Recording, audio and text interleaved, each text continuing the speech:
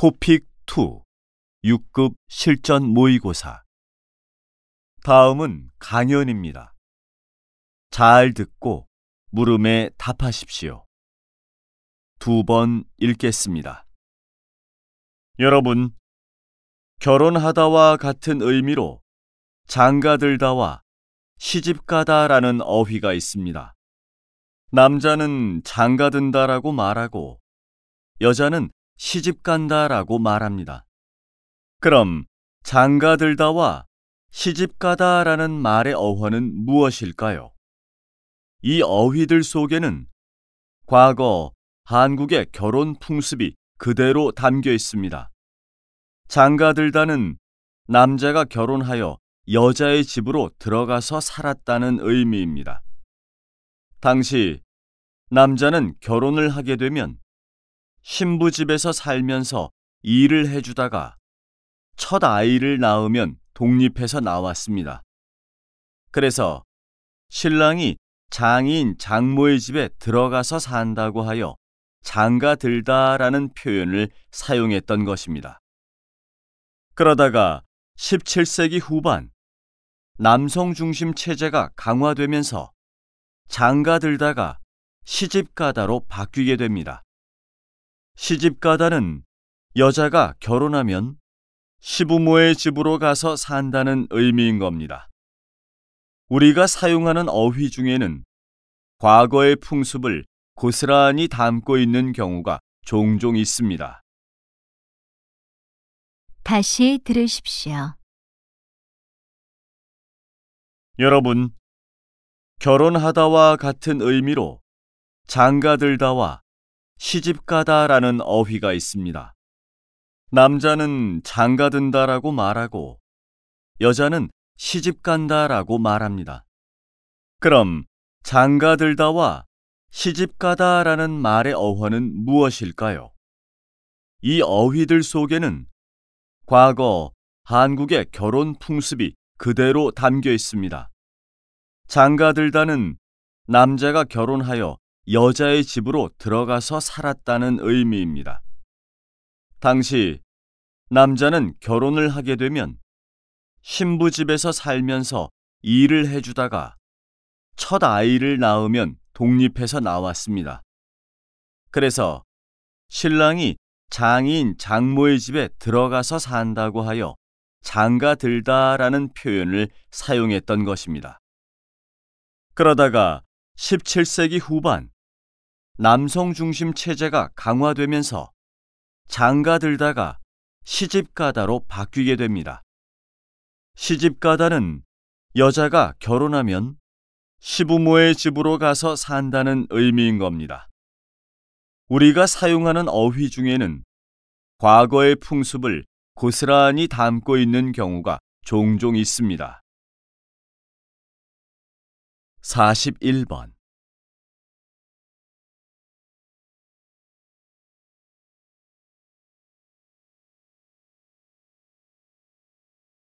42번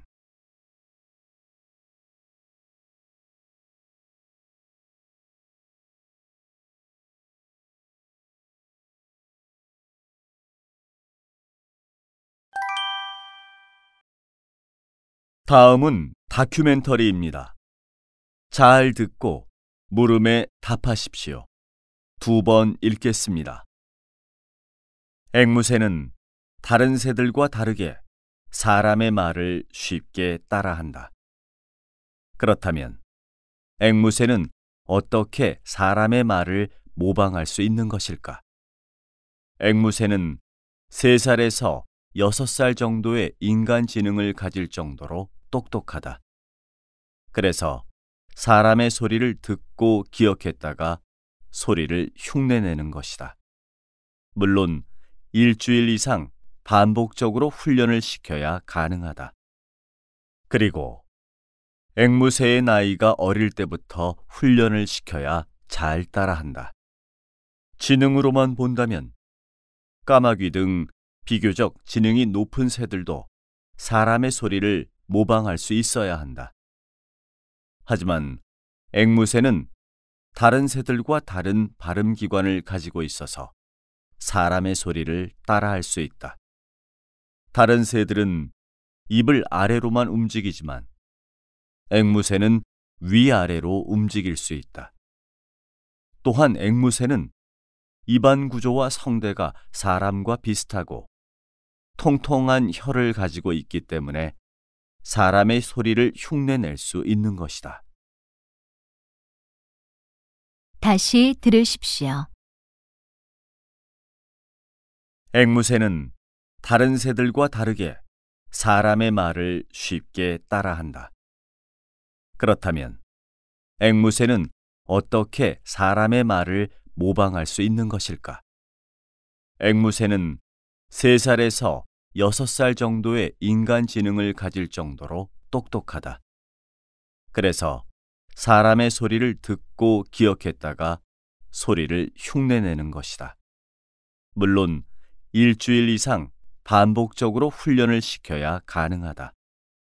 그리고 앵무새의 나이가 어릴 때부터 훈련을 시켜야 잘 따라한다. 지능으로만 본다면 까마귀 등 비교적 지능이 높은 새들도 사람의 소리를 모방할 수 있어야 한다. 하지만 앵무새는 다른 새들과 다른 발음기관을 가지고 있어서 사람의 소리를 따라할 수 있다. 다른 새들은 입을 아래로만 움직이지만 앵무새는 위아래로 움직일 수 있다. 또한 앵무새는 입안 구조와 성대가 사람과 비슷하고 통통한 혀를 가지고 있기 때문에 사람의 소리를 흉내낼 수 있는 것이다. 43번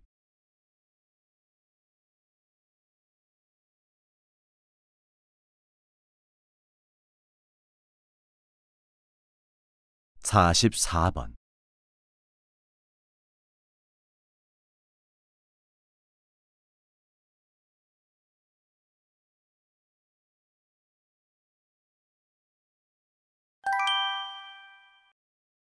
다음은 강연입니다. 잘 듣고 물음에 답하십시오. 2번 읽겠습니다. 기업에서 원하는 인재는 시대에 따라 변화를 보여왔습니다. 1960년대 기업들은 성실하고 책임감이 강한 수능형 인재를 선호했습니다. 이후 정부 주도의 경제 발전이 본격화한 1970년대에는 경제 성장을 이끌 만한 적극성과 진취성을 갖춘 지도자형이 각광을 받았습니다. 그리고 글로벌 경영이란 개념이 도입된 1990년대에 들어서는 도전의식이 강하고 창의적인 자기주도형 인재가 주목을 받았습니다. 다시 지식 기반 경제로 전환한 2000년대에는 전문적인 지식과 경험을 갖춘 인재를 요구했습니다. 그러다가 최근에는 도덕성과 글로벌 역량, 주인의식 등을 갖춘 인재를 요구하고 있습니다. 따라서 자신의 능력을 키우는 것도 중요하지만 그 시대가 요구하는 인재상이 무엇인지 파악하는 것도 중요한 일 중에 하나입니다. 다시 들으십시오. 기업에서 원하는 인재는 시대에 따라 변화를 보여왔습니다. 1960년대 기업들은 성실하고 책임감이 강한 수능형 인재를 선호했습니다. 이후 정부 주도의 경제 발전이 본격화한 1970년대에는 경제 성장을 이끌 만한 적극성과 진취성을 갖춘 지도자형이 각광을 받았습니다. 그리고 글로벌 경영이란 개념이 도입된 1990년대에 들어서는 도전의식이 강하고 창의적인 자기주도형 인재가 주목을 받았습니다. 다시 지식 기반 경제로 전환한 2000년대에는 전문적인 지식과 경험을 갖춘 인재를 요구했습니다. 그러다가 최근에는 도덕성과 글로벌 역량, 주인의식 등을 갖춘 인재를 요구하고 있습니다. 따라서 자신의 능력을 키우는 것도 중요하지만 그 시대가 요구하는 인재상이 무엇인지 파악하는 것도 중요한 일 중에 하나입니다. 45번.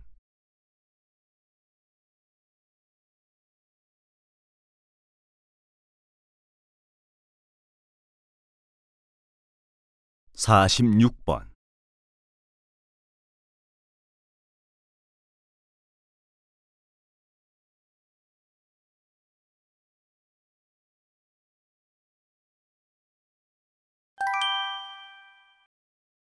'다음은 대담입니다. 잘 듣고 물음에 답하십시오. 2번 읽겠습니다. 전기차의 보급은 세계적인 흐름인데요. 최근 수소 전기차가 주목을 받고 있습니다. 수소 전기차가 무엇인지 설명해 주시겠습니까? 네. 수소 전기차는 전기차와 같이 화석 연료를 사용하지 않는 무공해 차량입니다. 기존 전기차는 고전압 배터리를 충전하는 방식이었는데요. 수소 전기차는 수소와 공기 중의 산소를 직접 반응시켜 전기를 생산하는 배터리를 이용하는 방식으로 배출되는 것이 물밖에 없어 매우 친환경적이라고 할 수 있습니다. 전기차와 수소 전기차의 성능을 비교하면 수소 전기차가 더 효율적입니다. 전기차는 주행거리가 짧은 편이고 충전 시간이 길다는 점, 배터리 수명이 짧은 점이 단점입니다. 이에 비해 수소차는 주행거리가 긴데 한 번 충전 후 약 600km를 주행할 수 있습니다. 충전 시간도 약 5분 정도로 매우 짧습니다. 그러나 수소 전기차의 단점은 충전소가 매우 적어 현재 14곳만 운영 중이라는 겁니다. 게다가 수소 충전소 설치 비용이 많이 들기 때문에 충전소의 설치와 확충이 해결해야 할 과제입니다. 다시 들으십시오. 전기차의 보급은 세계적인 흐름인데요. 최근 수소 전기차가 주목을 받고 있습니다. 수소 전기차가 무엇인지 설명해 주시겠습니까? 네. 수소 전기차는 전기차와 같이 화석 연료를 사용하지 않는 무공해 차량입니다. 기존 전기차는 고전압 배터리를 충전하는 방식이었는데요. 수소 전기차는 수소와 공기 중의 산소를 직접 반응시켜 전기를 생산하는 배터리를 이용하는 방식으로 배출되는 것이 물밖에 없어 매우 친환경적이라고 할 수 있습니다. 전기차와 수소 전기차의 성능을 비교하면 수소 전기차가 더 효율적입니다. 전기차는 주행거리가 짧은 편이고 충전 시간이 길다는 점, 배터리 수명이 짧은 점이 단점입니다.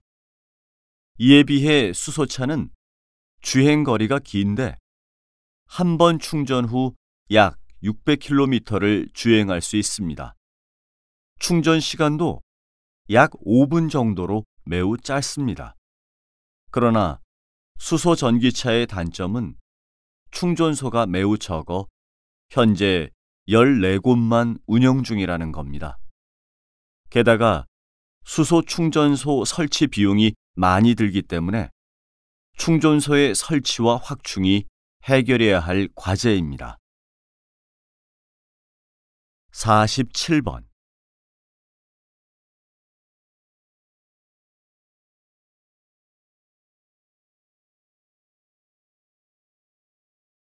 48번.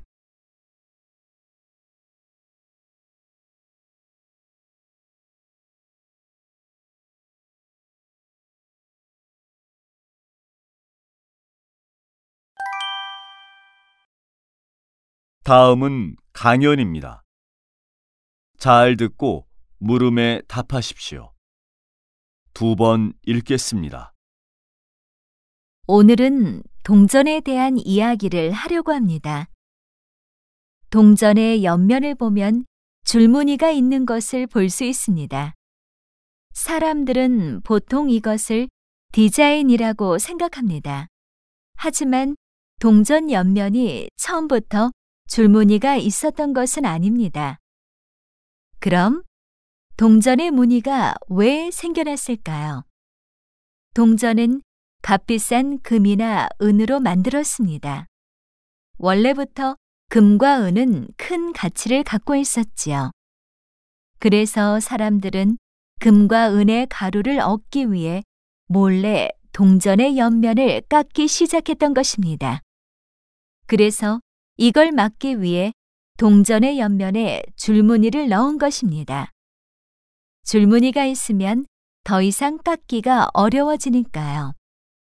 지금은 동전을 금이나 은으로 만들지 않기 때문에 동전 옆면에 줄무늬를 넣을 필요가 없어졌는데도 여전히 줄무늬를 넣습니다.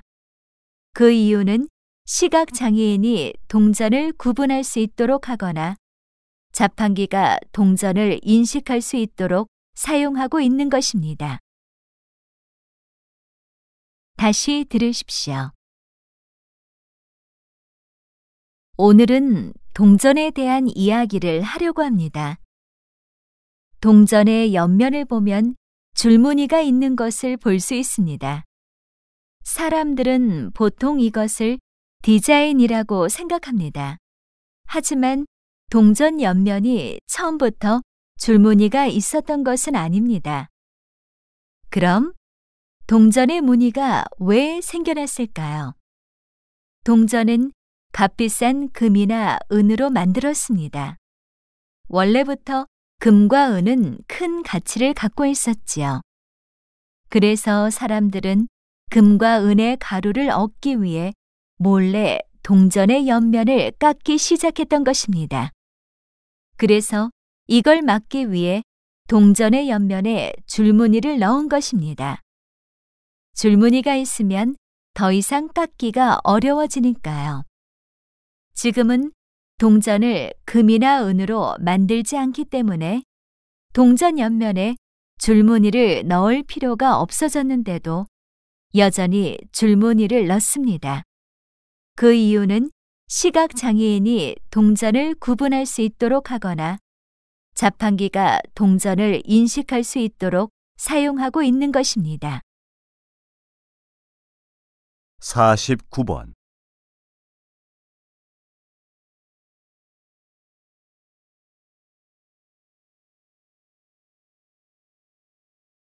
50번